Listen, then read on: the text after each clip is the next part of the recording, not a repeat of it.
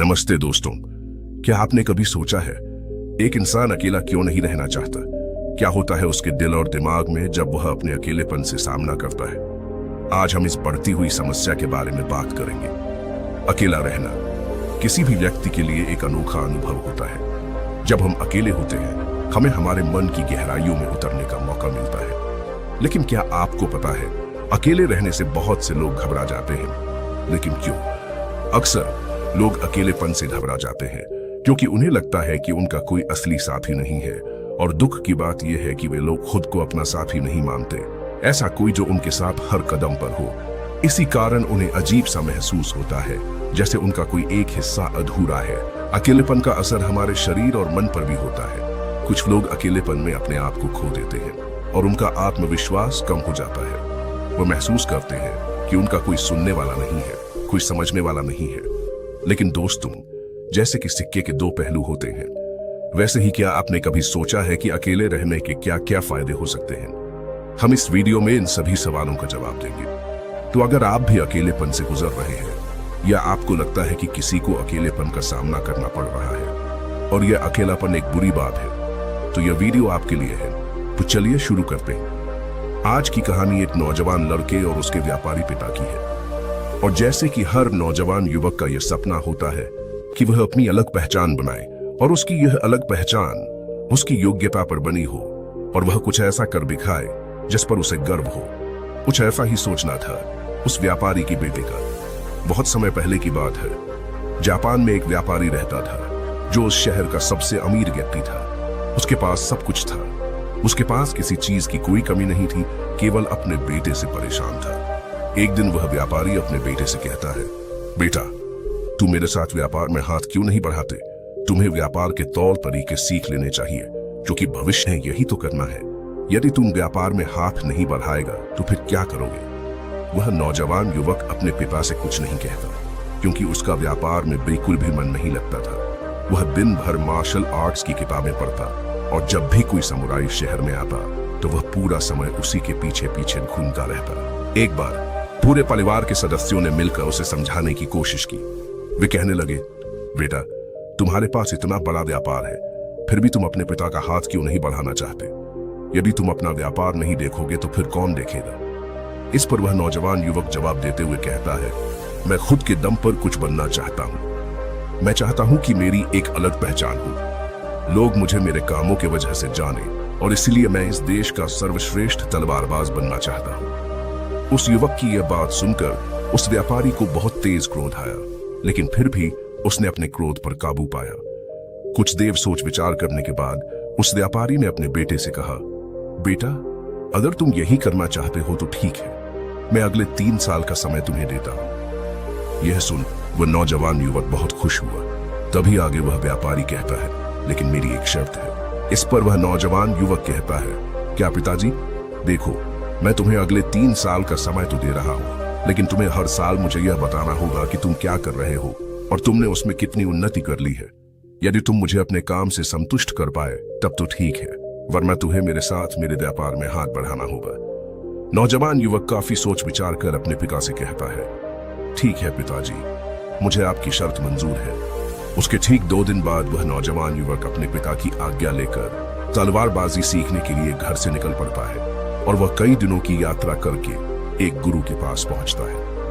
वह गुरु जापान में तलवारबाजी और युद्ध कला सिखाने के लिए प्रसिद्ध थे।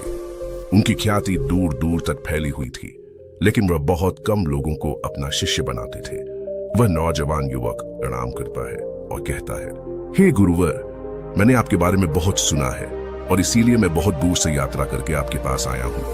मैं आपसे तलवारबाजी सीखना चाहता हूँ। मैं तलवारबाजी में सर्वश्रेष्ठ होना चाहता हूँ। फिर जवान युवक सारी बातें कहता जा रहा था, लेकिन इस पर गुरुवर कुछ भी जवाब नहीं दे रहे थे। और जब कुछ देर तक उन गुरुवर ने जवाब नहीं दिया तो इस पर उस नौजवान युवक ने अपने घर पर बीती सारी बातें उन गुरु को बता दी। उसने यह बता दिया कि किस तरह से उसके पिता ने उसके सामने शर्त रखी है कि यदि वह अपने जीवन में सफल न हो पाया, उसने अपने जीवन में वह न कर पाया जो वह करना चाहता है, तो उसे उनका व्यापार आगे बढ़ाना होगा। आगे वह नौजवान युवक उन गुरुवर से कहता है, हे गुरुवर, मैं आपसे वादा करता हूं, मैं पूरी कर्तव्य निष्ठा के साथ तलवारबाजी सीखूंगा और मैं आपका समय बर्बाद नहीं करूंगा। इसलिए कृपया करके मुझे अपना शिष्य बना लीजिए। तभी उस गुरु ने उस युवक की तरफ ध्यान से देखा। इन्होंने देखा कि वह अपने साथ काफी सामान भी लेकर आया था और उसके साथ उसके 2 सहायक भी आए हुए थे।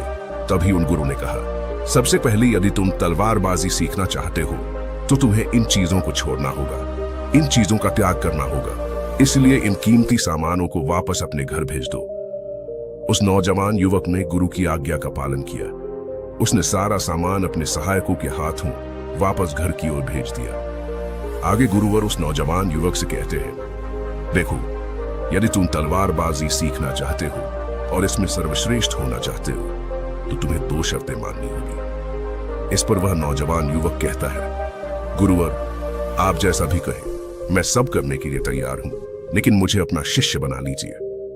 तभी गुरुवर उस युवक को पहली शर्त बताते हुए कहते हैं, तुम्हें यहां पर सामान्य लोगों की तरह ही अपना जीवन बिताना होगा और सारे कार्य तुम्हें खुद ही करने होंगे। इस पर नौजवान युवक कहता है, जी गुरुवर, जैसा आप कहें। आगे गुरुवर उस नौजवान युवक को दूसरी शर्त बताते हुए कहते हैं, यदि एक बार तुम्हें तलवारबाजी की शिक्षा को ग्रहण करना शुरू कर दिया तो तुम्हें उसे पूरा करना ही होगा, तुम इस बीच उसे छोड़कर नहीं जा सकते। इस पर वह नौजवान युवक कहता है, ठीक है, आप जैसा कहे, मुझे सब मंजूर है। उन गुरुवर ने उस नौजवान को अपना शिष्य बना लिया, लेकिन वो नौजवान यह नहीं जानता था कि बहुत अलग था। एक दिन उन गुरुवर ने उस नौजवान युवक को अपने पास बुलाया और कहने लगे, बेटा, जैसे तुम उठते बैठते हो, चलते फिरते हो, जैसे तुम सांस लेते हो, वैसे ही तुम तलवार भी चलाते हो। यह तुम्हारे ही शरीर का हिस्सा है, इसलिए सबसे पहले तुम्हें सचेत होना होगा। तुम्हें जानना होगा कि तुम क्या कर रहे हो, तुम किस अवस्था में हो। तुम्हें जागरूक होने की आवश्यकता है, इसलिए आज से ही सचेत होकर सारे काम करना शुरू कर दो और ऐसा तब तक करो जब तक यह तुम्हारा स्वभाव न बन जाए। उस युवक ने उन गुरुओं की बात मान ली। वह एकाग्र होकर अपने कामों पर ध्यान देने लगा। वह अपने चलने फिरने, अपनी सांसों पर ध्यान केंद्रित करने लगा। सुबह उठकर वह अभ्यास करता और ध्यान किया करता। शाम के 6 बजे से वह एकांत रहता और ध्यान किया करता। ध्यान करने के बाद करीब 9 बजे के बाद वह सो जाया करता और ठीक सुबह 4 बजे अंधेरे में उठकर वह तलवारबाजी का अभ्यास करने लगा। और यह सब उसे एकांत में रहकर ही करना था। और यह सारी क्रियाएं दोपहर के 2 बजे तक यूं ही चलती रहती। और इस समय के दौरान न तो कहीं जाना और न ही किसी से मिलना। यहां तक कि उस युवक को किसी से बात करने की भी कोई अनुमति नहीं थी। और बचे हुए 4 घंटे अर्थात दोपहर को 2 बजे से शाम को 6 बजे तक वह बाकी सभी शिष्यों के साथ मिलकर आश्रम की देखरेख करता, आश्रम की सफाई करता और शाम के 6 बजने के बाद अकेले रहने का नियम दोबारा से लागू हो जाता। ऐसे करते करते करीब 3 सप्ताह बीत चुके थे और वह नौजवान युवक भी अब तक पूरा मन लगाकर सीखने की कोशिश कर रहा था। लेकिन जैसे जैसे समय बीतता जा रहा था, उस नौजवान युवक का जोश ठंडा पड़ रहा था। अब उसके लिए उस आश्रम में एक एक पल बिताना बहुत मुश्किल हो रहा था। अब उस नौजवान युवक ने अपने गुरु की बातों को अनदेखा करना शुरू कर दिया था। वह उन सभी नियमों को तोड़कर अपने सभी गुरु भाइयों के साथ मिलकर गप्पे लड़ाने लगा था। वह उन्हें अपने व्यापार की बातें बताता, उसके पास क्या कुछ है वह उसका बखान किया करता। और उस नौजवान युवक को इतना अमीर पाकर कई लोग उसके मित्र भी बन चुके थे, क्योंकि वह सोचते थे कि या तो अमीर व्यापारी का बेटा है, कभी न कभी तो भविष्य में कोई न कोई फायदा हमें अवश्य मिलेगा। देखते ही देखते उस नौजवान युवक और बाकी लोगों की दोस्ती और भी गहरी होती जा रही थी। अब से वह नौजवान युवक रातों चिंता और भी बढ़ जाती है। मुझे समझ नहीं आता कि यदि मैं ध्यान नहीं कर पाऊंगा तो मैं अपने अभ्यास को पूरा कैसे कर पाऊंगा। और साथ ही जब मैं एकांत में रहता हूं तब भी मेरे मन में तरह तरह के विचार चलते रहते हैं। मैं इनसे पीछा छुड़ाना चाहता हूं, लेकिन मैं इनसे पीछा छुड़ा नहीं पाता। इस पर गुरुवर मुस्कुराने लगे और उस युवक से कहते हैं, बेटा, जिस अकेलेपन से तुम भागने का प्रयास कर रहे हो, इस अकेलेपन में बहुत ताकत होती है, इसे तुम्हें समझना चाहिए। किंतु फिर भी यदि तुम इस अभ्यास को बीच में छोड़कर जाना चाहते हो तो मैं तुम्हें नहीं रोकूंगा। तुम जा सकते हो, लेकिन जाने से पहले मेरी बस एक बात मान लो। इस पर नौजवान युवक कहता है, ठीक है, बताइए आप क्या चाहते हैं। तभी गुरुवर कहते हैं, बेटा, यहाँ से 1 दिन की दूरी पर एक बहुत ही बड़ा पहाड़ है। उसकी चोटी पर तुम्हें 1 दिन और 1 रात बितानी है, अर्थात तुम्हें वहां पर पूरा दिन बिताना है।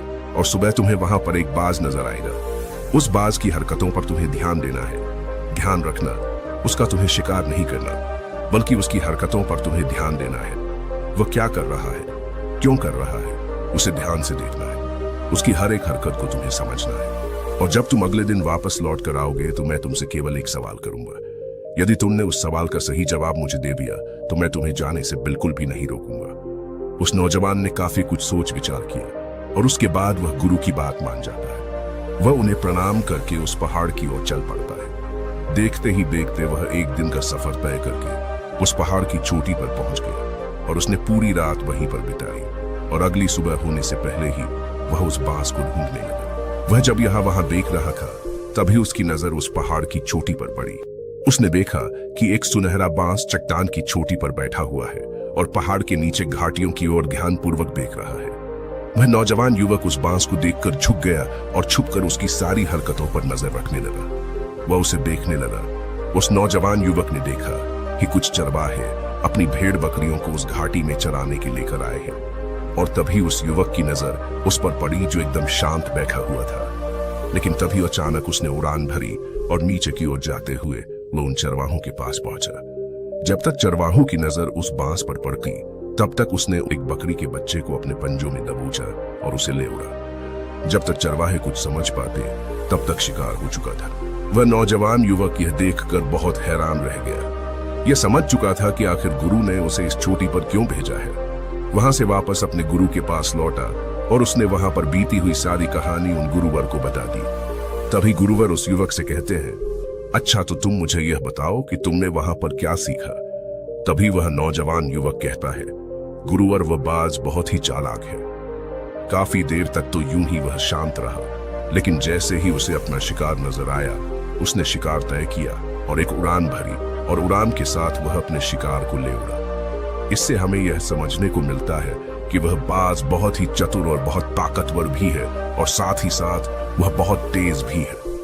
इस पर गुरुवर हंसते हुए कहते हैं, बेटा उस बात को तुमने आज देखा है, लेकिन यदि उसे तुमने करीब 2 महीने पहले देखा होता तो तुम उस पर यकीन नहीं कर पाते। ऐसे बाज केवल पहाड़ी इलाकों में ही पाए जाते हैं और इन बाजों की उम्र करीबन 80 वर्ष की होती है। लेकिन जब इनकी आधी उम्र अर्थात जब इनकी 40 साल की उम्र पूरी हो जाती है तो यह शिकार नहीं कर पाते। उसे एक महत्वपूर्ण निर्णय लेना पड़ता है, क्योंकि इस अवस्था में उसके शरीर के तीनों महत्वपूर्ण अंग बेअसर होने लगते हैं। पहला पंजे, जो कि लंबे और लचीले हो जाते हैं और शिकार पर पकड़ बनाने में कमजोर होने लगते हैं। दूसरा चोंच, जो कि आगे की ओर मुड़ जाती है और भोजन निगलने में मुश्किलें होने लगती हैं। तीसरा पंख, जो भारी हो जाते हैं और सीने से चिपकने के कारण पूरे खुल नहीं पाते हैं। यह उसके उड़ान सीमित कर देते हैं। भोजन ढूंढना, भोजन पकड़ना और भोजन खाना तीनों काम करना मुश्किल हो जाते हैं। उसके पास 2 ही रास्ते बचते हैं, या तो शरीर छोड़ दे या फिर खुद में बदलाव करे एक आकाश के बादशाह के रूप में। इनका शरीर मृत्यु की ओर बढ़ने लगता है, लेकिन इनकी विशेषता तो यही है कि ये बाज अपनी मृत्यु को स्वीकार नहीं करते।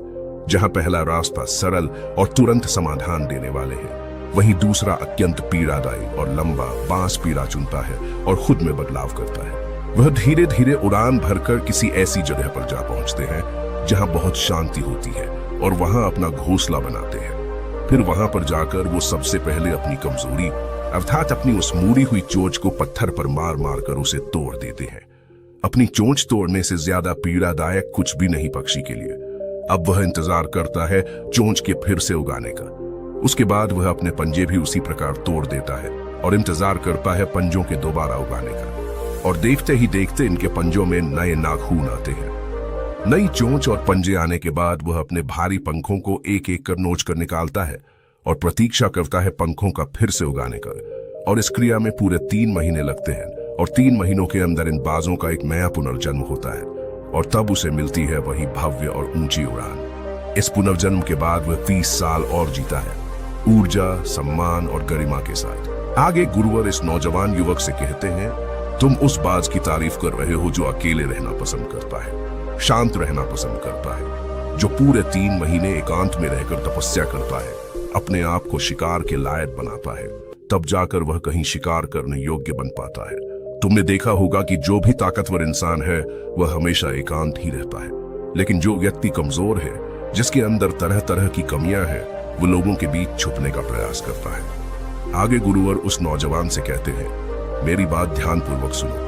यदि तुम अपने जीवन में सफल होना चाहते हो, अपनी पहचान बनाना चाहते हो, तो सबसे पहले दिशाहीन से दृढ़ निश्चय वाले बनो। क्योंकि जब तुम खुद के लिए समय निकालते हो, जब तुम एकांत रहने का चुनाव करते हो, तो तुम अपने दिन में जो भी काम कर रहे हो उस पर तुम ध्यान दे पाते हो, तुम सचेत हो पाते हो और साथ ही तुम किसी भी चीज पर सही निर्णय भी ले पाते हो। और एकांत आपको हमेशा कुछ ना कुछ नया सिखाता ही रहता है। आगे गुरुवर उस युवक को दूसरी बात बताते हुए कहते हैं, आज जो मौका तुम्हारे पास है वह मौका तुम्हें दोबारा नहीं मिलेगा। इसलिए इस मौके की कीमत को समझो, जो कि तुम्हें एकांत खुद को बनाने के लिए मिला है। तो अपने जीवन में देखो, उसे समझो और उन कमियों को दूर करो। तुम तो बड़े शहर से हो और तुमने यह भी देखा होगा कि शहर के लोग अपना पालन पोषण करने के लिए दिन रात मेहनत करते रहते हैं। न तो उनके पास सीखने का समय है और न ही एकांत में रहने का। इसलिए वह कभी भी खुद को जान तक नहीं पाते। यह अकेलापन, यह संघर्ष जिसे तुम व्यर्थ समझ रहे हो और जिसे तुम यूं ही बर्बाद कर रहे हो, यह मौका तुम्हें कुछ बनने के लिए मिला है और यह मौका दोबारा लौटकर वापस नहीं आएगा। आगे गुरुवर उस युवक को अगली बात बताते हुए कहते हैं, जिन लोगों के साथ तुम घूम रहे हो, जिनके साथ गप्पे लड़ा रहे हो, जिनके साथ अपना समय काट रहे हो, उन्हें तो खुद तक नहीं पता कि वह क्या कर रहे हैं। उन्हें खुद इस बात का एहसास नहीं है कि वह खुद अपना कितना बड़ा नुकसान कर रहे हैं। तुम ऐसे लोगों के साथ अपना समय बिताते हो तो अवश्य ही तुम भी दिशाहीन हो जाओगे और तुम भी यह समझ नहीं पाओगे कि तुम्हें अपने जीवन में क्या करना है। शुरू में तुम्हें अकेले रहने में थोड़ी तकलीफ जरूर होगी, लेकिन धीरे धीरे आपको इसके साथ रहने की आदत पड़ जाएगी। इसलिए अकेलेपन का इस्तेमाल एकांत रहने के लिए करो और अपना उद्देश्य याद रखो। ये याद करो कि तुम यहाँ पर क्यों आए थे और तुमने अपने जीवन में क्या लक्ष्य तय किए थे। गुरुवर की इतना कहने के बाद वह नौजवान युवक सोचने लगा। वह यह समझने लगा कि आखिर वह यहाँ पर क्यों आया था।